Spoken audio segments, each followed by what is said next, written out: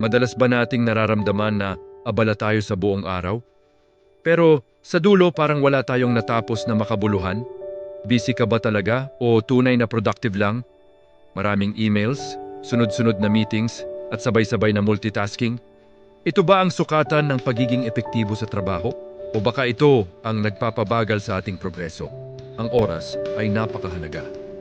Ngunit gaano karami ang nasasayang sa mga gawain na hindi naman talaga nagdadala ng konkretong resulta?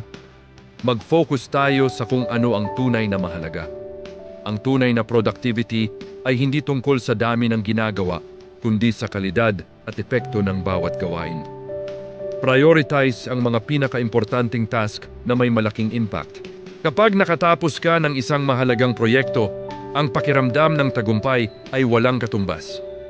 Ito ang resulta ng matalinong pagtatrabaho at tamang pagpaplano. Tandaan, hindi dami ng trabaho ang mahalaga, kundi ang resulta. Maging productive, hindi lang busy. Simulan na ang pagbabago sa iyong work habits ngayon.